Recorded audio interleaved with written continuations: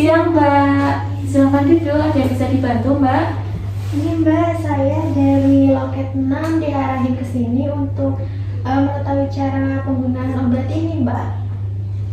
Oh iya baik, saya akan menyampaikan beberapa informasi ya Mbak agar terapinya juga tepat dan sesuai sama yang diinginkan. Tapi saya membutuhkan waktu Mbak sekitar 10-15 menit, apakah Mbak bersedia? Iya, bersedia Mbak. Bersedia ya Mbak?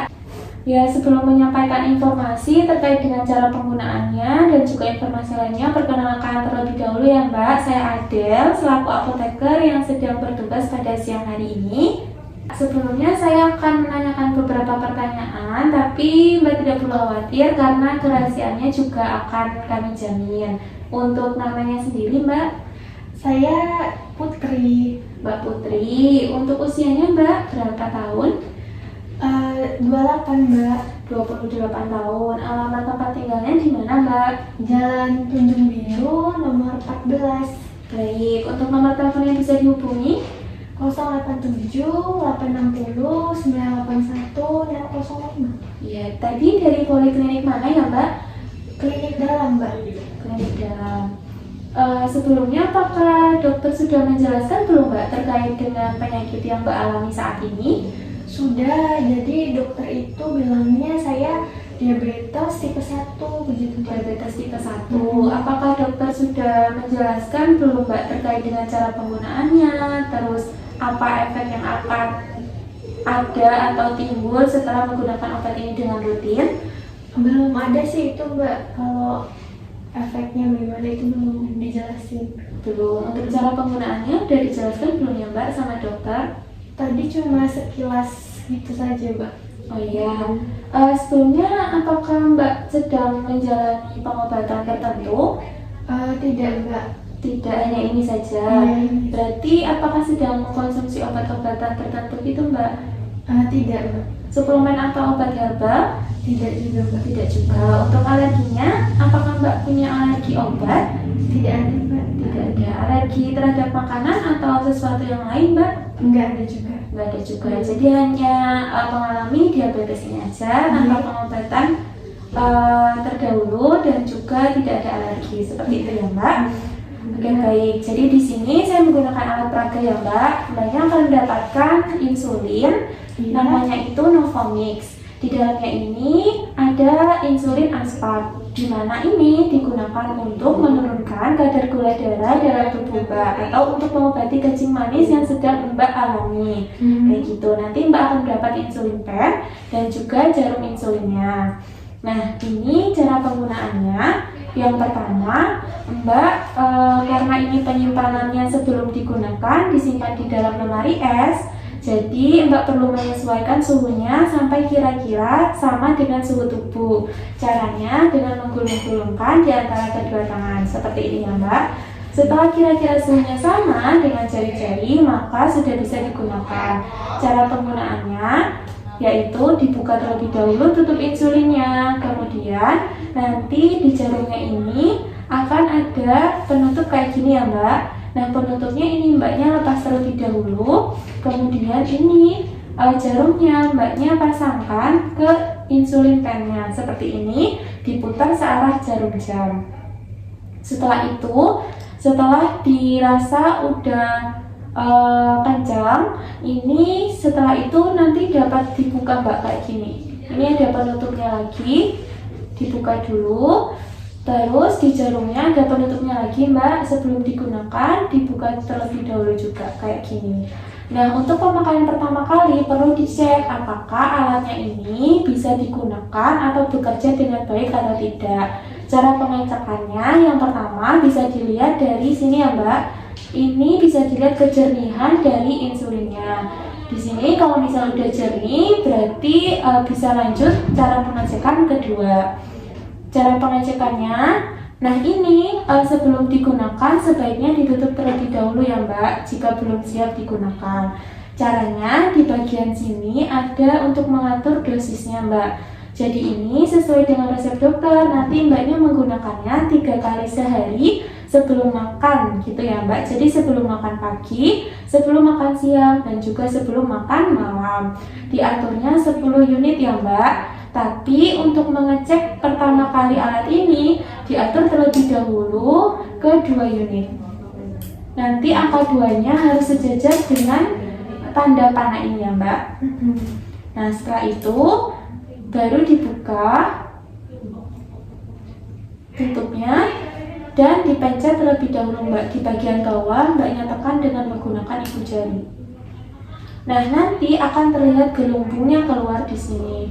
Itu juga akan mempengaruhi, gelembungnya ini akan mempengaruhi sakit atau tidaknya ketika disuntikan ke dalam tubuh kayak gitu. Jadi memang perlu dicek terlebih dahulu. Jika dirasa gelembungnya udah keluar, kemudian ditutup lagi jarumnya, baru diatur sampai 10 unit sesuai dengan dosis yang diberikan oleh dokter ya Mbak. Diatur 10 unit, angkanya sudah harus sejajar dengan panah yang ada di insulin pennya. Setelah itu, ini jangan dibuka terlebih dahulu ya Mbak, melainkan Mbaknya siapkan bagian-bagian yang boleh disuntikan. Di sini saya menggunakan boneka Praga ini. Ada 3 bagian yang Mbaknya boleh suntikan. Yang pertama di bagian perut, sekitar 3 jari dari tali pusat, kemudian ada bagian paha dan juga lengan atas. Nanti di setiap penyuntikannya diharapkan menyuntikkan di tempat yang berbeda-beda. Jadi kalau misalnya udah perut, siangnya boleh paha atau lengan atas kayak gitu ya Mbak. Hal ini untuk menghindari adanya peradangan atau nanti kerusakan jaringan di bagian yang disuntikan tersebut. Setelah itu cara menyuntikannya, yang pertama misal kayaknya paginya disuntikan di bagian perut terlebih dahulu, maka dibersihkan dulu menggunakan alkohol swab bagian yang akan disuntikan tersebut. Setelah itu, setelah dirasa bersih, baru tadi yang udah disesuaikan dosisnya ini dibuka ya Mbak, dibuka, kemudian dicubit bagian perutnya seperti ini sedikit. Setelah itu Mbaknya megangnya dengan cara gini ya Mbak, digenggam menggunakan 4 jari, kemudian ibu jarinya di bagian untuk menekan dosisnya. Untuk penyuntikannya dilakukan tegak lurus atau 90 derajat di bagian yang akan disuntikan. Jadi kayak gini, disuntikan terlebih dahulu, dimasukkan, setelah itu baru ditekan dosisnya ini. Kayak gitu ya Mbak. Kemudian ditahan sampai 10 detik sampai kira-kira cairannya ini sudah masuk ke dalam tubuh agar tidak ada cairan yang keluar lagi kayak gitu. Setelah 10 detik baru Mbaknya boleh tarik kembali ini, dan juga setelah itu boleh dibersihkan pakai kapas untuk membersihkan darah-darah atau mungkin bagian sisa suntikannya itu. Kayak gitu ya Mbak. Setelah itu, karena jarum insulin ini hanya bisa digunakan 1 kali penyuntikan, jadi setelahnya bisa ditutup kembali seperti semula, kemudian dilepaskan dari alat insulinnya dan dibuang. Tapi perlu diperhatikan karena ini merupakan limbah medis, jadi tidak bisa digabungkan dengan limbah rumah tangga. Jadi nanti Mbaknya dikumpulin dulu sampah insulinnya ini, jarum-jarumnya, baru nanti bisa dititipkan ke fasilitas kesehatan terdekat, bisa puskesmas atau rumah sakit. Biasanya mereka terbuka kok Mbak untuk sampah-sampah medis kayak gini. Setelah itu, setelah ditutup, baru dibuang ya Mbak, pemakannya untuk 1 kali aja. Nah ini bisa ditutup kembali insulin pennya. Karena sudah digunakan, maka boleh disimpan di dalam suhu ruang. Jadi di suhu ruangan udah boleh, tapi cuma bertahan sampai 28 hari. Jadi ketika udah lebih dari 28 hari, maka insulin ini bisa dibilang tidak boleh digunakan atau harus memang diganti insulin yang baru kayak gitu ya Mbak. Setelah itu untuk menunjang terapi ini, Mbaknya tidak hanya disarankan untuk menggunakan obat-obatan ini, tapi juga memperbaiki pola hidup, seperti mengkonsumsi makanan-makanan yang sehat dan juga menghindari makanan yang memiliki kadar gula tinggi atau karbohidrat yang tinggi ya Mbak. Terus melakukan aktivitas fisik sekitar minimal 3 kali dalam seminggu, dan setiap aktivitas fisiknya itu sekitar 15-30 menit seperti itu. Karena untuk efektif juga pengobatannya, maka harus ditunjang dengan perbaikan pola hidup kayak gitu. Dari yang saya sampaikan, adakah yang ingin ditanyakan, Mbak? Sejauh ini sudah cukup, Mbak. Ya, baik. Nanti apabila Mbaknya lupa, misal di pagi hari lupa dan baru ingat di siang hari, maka tidak perlu digunakan di pagi harinya. Hanya digunakan di siang hari saja. Tapi ketika Mbaknya ingat, ketika rentang penggunaannya itu masih jauh, maka boleh langsung digunakan ketika ingat kayak gitu ya, Mbak.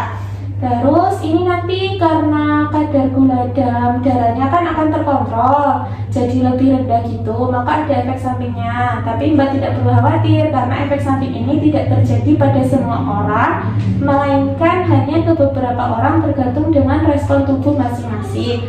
Efek sampingnya itu seperti lemas, kemudian jantung berdebar-debar kayak gitu. Tapi ini bisa diatasi ketika efek samping itu terjadi pada Mbaknya, bisa diatasi dengan mengkonsumsi cemilan atau makanan yang punya kadar gula tinggi, tapi bukan seperti nasi atau lain-lain ya, Mbak. Tapi itu bisa mengkonsumsi kayak coklat, permen, atau teh manis, atau air gula gitu. Jadi nanti efek sampingnya bisa teratasi kayak gitu ya, Mbak. Baik, Mbak. Ya, apakah ada pertanyaan, Mbak? Sudah cukup, Mbak. Sudah cukup jelas ya? Ya, sudah cukup. Ya, untuk mengkonfirmasi apakah Mbaknya sudah mengerti informasi yang saya sampaikan, bisa diulang, Mbak, informasi tadi. Mari saya coba ulang dulu ya, Mbak ya. Jadi itu cara penggunaannya, pertama dibuka dulu tutupnya, kemudian dilihat dulu apakah ini insulinnya masih bagus atau tidak, begitu ya, Mbak ya. Kemudian ini dibuka dulu jarumnya, lalu dimasukkan ke dalam pennya, dimasukkan, lalu baru ininya diputar.